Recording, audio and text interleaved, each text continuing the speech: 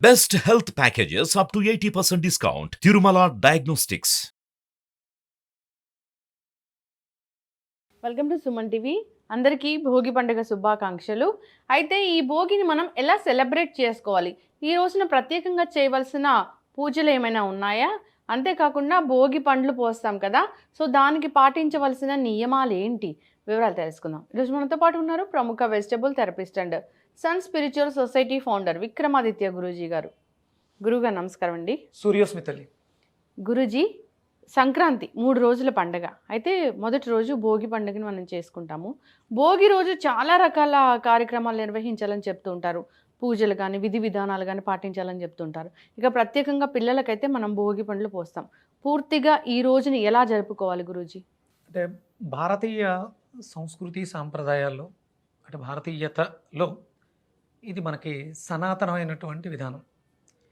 ఇది ఇలాగే ఎందుకు చెయ్యాలి, ఇది ఏంటి, ఇందులో ఉన్నటువంటి విశేషం ఏంటంటే, ఇది ఒక రకంగా సామరస్యత, అలాగే మనుషుల్లో ఇచ్చిపుచ్చుకునే తత్వాన్ని, ఎక్స్చేంజ్, అలాగే ఉన్నవాడు లేనివాడు భేదం లేదు, అందరికీ సమానత్వం, దైవత్వం విషయంలో అందరూ సమానత్వాన్ని పాటిస్తారు. ఇది మనకిది ధనుర్మాసాన్ని, అంటే ధనస్సులో ఆయన సంచారం పూర్తి చేసుకుని మకర సంక్రమణానికి చేరువుగా ఉన్నటువంటి రోజుని.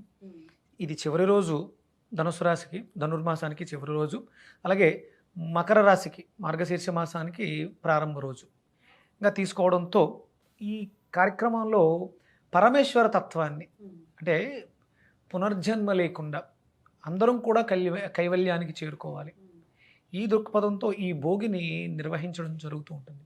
అంటే యజ్ఞయాగాల క్రతువులు పూర్వం రాజరిక వ్యవస్థలో ఉండేవి. రాజులు, అంటే ఏ రాజు అయినా సరే ఫస్ట్ ధర్మాన్ని ఆచరించేవారు.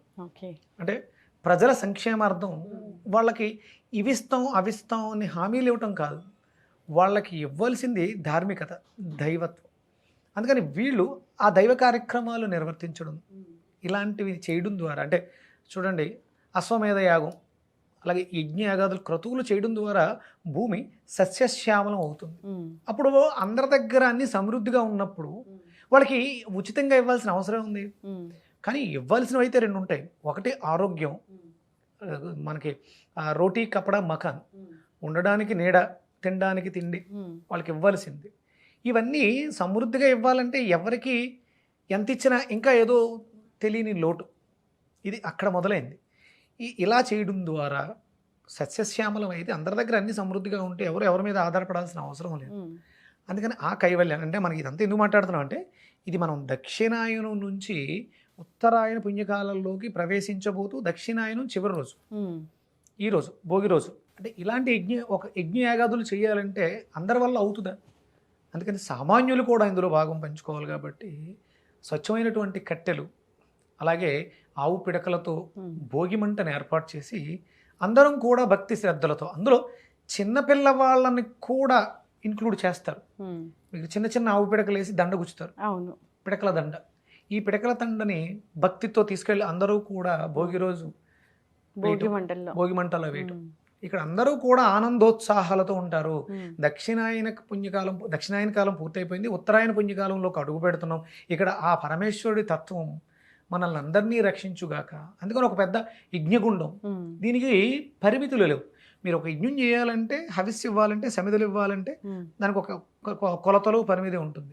ఇది మహాయజ్ఞగుండం. ఇది ఒక వీధికి ఒక 4 వీధుల కూడలిలు మధ్యలో వేస్తారు.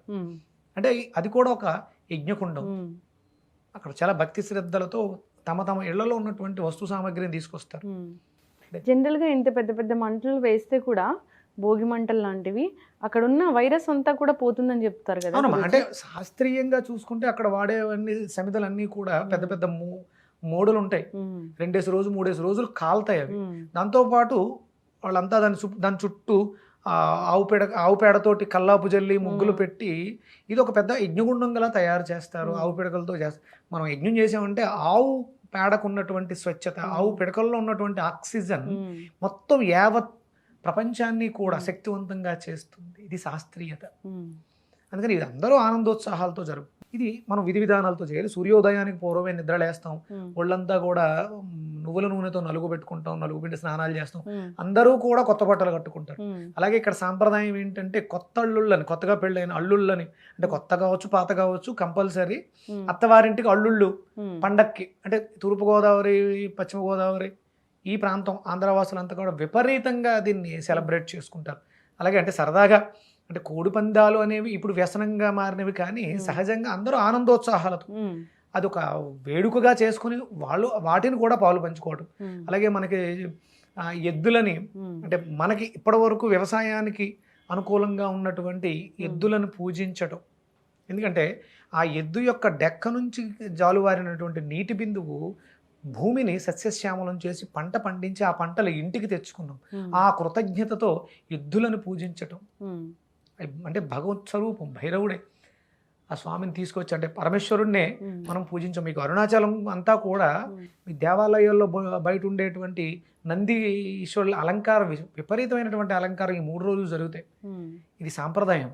అంటే మనం ప్రకృతిని ఎంతైతే గౌరవిస్తామో ప్రకృతి మనకు అంత చేరువై మనకు అన్ని రకాలు వచ్చే సంపదలన్నీ ఎక్కడి నుంచి వస్తున్నాయి అంటే ప్రకృతి మనము వేరు కాదు, మనం ప్రకృతిలో భాగం, కృతజ్ఞత తెలియజేయడం. ఇది ఈ సాంప్రదాయం మొదలైంది. అలాగే ఇప్పుడు మనం ఇంకొక ప్రత్యేకంగా చేసుకునేది ఏంటంటే చిన్నపిల్లలకి భోగిపళ్ళు పోయి, అంటే రేగుపండు, అంటే భోగిపళ్ళు అంటే రేగుపళ్ళు, రేగుకి సూర్యనారాయణమూర్తికి అవినాభావ సంబంధం. కలర్ కూడా అలాగే ఉంటుంది, ఒక రకమైనటువంటి ఇది గోల్డెన్ కలర్, అంటే సూర్యశక్తి అత్యధికంగా మిళితమైనటువంటి పదార్థం. మనకి దీనికి బదరీ ఫలము అని కూడా పిలుస్తాం. అంటే వినాయకుడు వ్రతకల్పంలో మనం పత్రాలు సమర్పించేటప్పుడు బదరీ పత్రం సమర్పయామి అని కూడా చేస్తాం.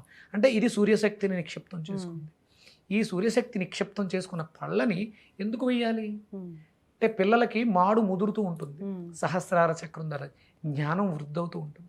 అందుకని శుభ్రంగా నలుగంటి స్నానం చేసినటువంటి పిల్లల్ని ఒక నులక మంచం మీద దుప్పటి వేసి కూర్చోపెట్టి పైన ఈ పళ్ళు వేయటం అనేది సాంప్రదాయం. ఎందుకు వేయాలి అలాగా అంటే వాళ్ళలో ఆ సూర్యశక్తి ప్రవేశించి వాళ్ళు ఆయురారోగ్యాలతో అష్టైశ్వర్యాలతో ఎలాంటి మోహాలకి లోనవ్వకుండా, అంటే సహస్రారం వికసితం, జ్ఞానం వృద్ధి అవ్వాలని చెప్పేసి అని భోగిపళ్ళు పోయటం జరుగుతూ ఉంటుంది.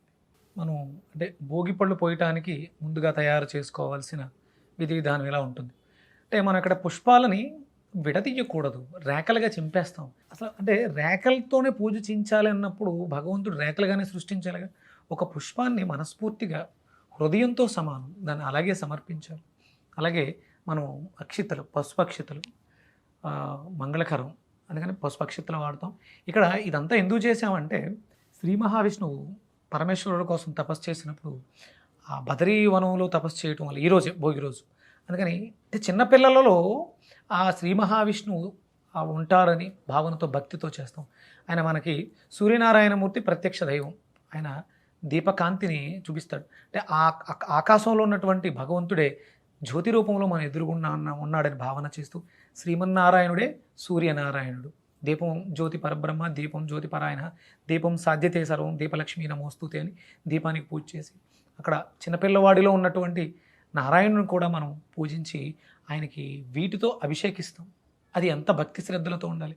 అందుకని ఇంత అంటే మనకి ప్రతిదీ కూడా సాంప్రదాయం. తమలపాకులు ఎంతో ఆహ్లాదాన్ని, ఉల్లాసాన్ని ఇస్తాయి. అందుకని కంపల్సరీ మనం తాంబూలాన్ని ఇవ్వటం కూడా జరుగుతుంది. ఇంత భక్తి శ్రద్ధలతో ఇలా మనం చేయొచ్చు. మీ దగ్గర ఉంటే రాగి కాయిన్స్ చిన్నవి, మరీ పెద్దవి కాదు, వాళ్ళకి ఇబ్బంది కలిగేలా కాకుండా మనం వీళ్ళు చేస్తాం. అంటే ఎవరు పొయ్యాలంటే ముందు మొట్టమొదటిగా శ్రీ మహావిష్ణువుని ఎవరైతే సంకల్పంతో కిందకి దింపారు తల్లిదండ్రుల తర్వాత ఇది మనం మార్గశీర్ష మాసంలో ఆత్మకారకుడైనటువంటి సూర్యుడు కొడుకు ఇంట్లో ప్రవేశిస్తున్నారు. అందుకని పితృదేవతలకి అందుకని మన ఇంట్లో ఉన్నటువంటి పెద్దవాళ్ళు, వాళ్ళ ఆశీర్వాదం, అంటే వాళ్ళు కూడా ఆ శ్రీమన్నారాయణుడి యొక్క అనుగ్రహాన్ని, ఆశీర్వాదాన్ని పొంది వాళ్ళ జీవితాలు తరించాలని తర్వాత పెద్దవాళ్ళతో వస్తాం. అంటే ఇది వాళ్ళకి దీవెనలు, ఈ వేసిన వాళ్ళకు కూడా శ్రీ మహావిష్ణువు యొక్క దీవెనలు పొందడం కోసం ఇంత శాస్త్రీయంగా చేస్తాం.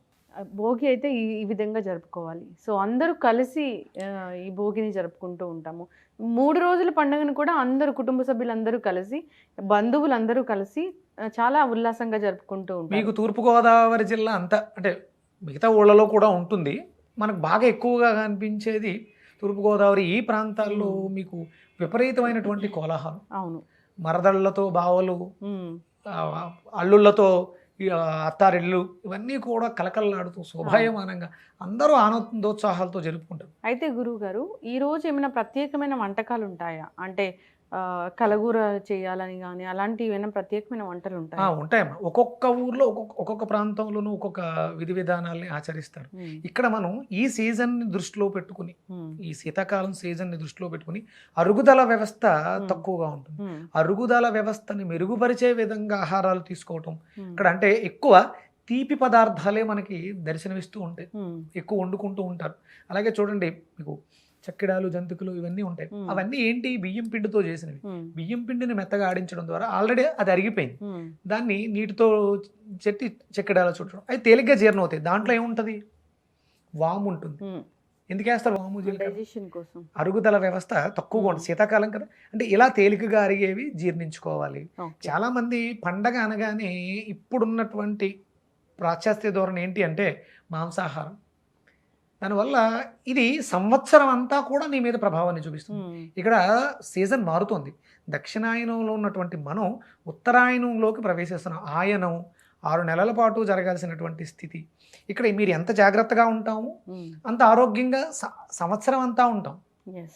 అవి పాటించాలి. తేలికగా జీర్ణం అవ్వాలి. అందరికీ కావాల్సింది ఏంటంటే ఇప్పుడు పండగ అంటే అందరి దృష్టి తిండి మీదే. ఉమ్, ఏం వండుకుంటాం, ఏం తింటాం. అవును. ఇక్కడ ఎలా కాదు, ఎంతమంది ఉన్నో అందరం ఏకమయ్యామా లేదా, అందరం ఆనందంగా ఉన్నామా, కొత్త బట్టలు కట్టుకున్నామా.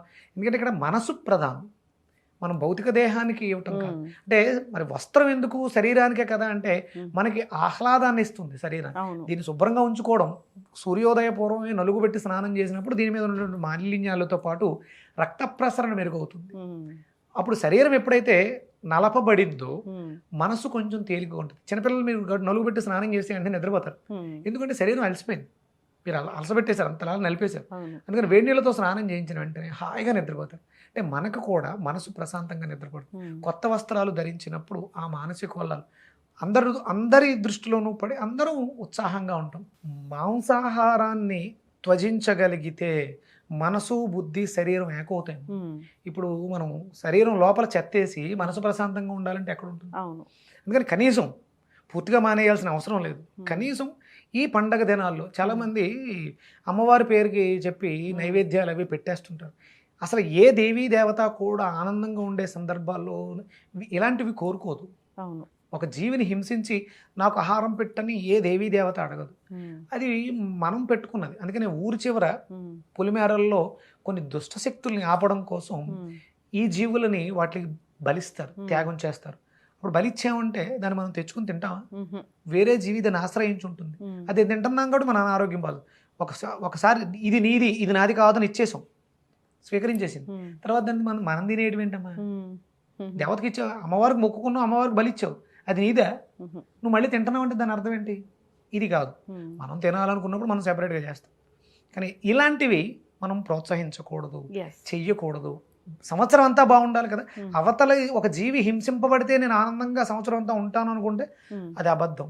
yes. అలా చేయొద్దు. ఆరోగ్యకరమైనటువంటి సంక్రాంతిని ఆహ్వానించాలి.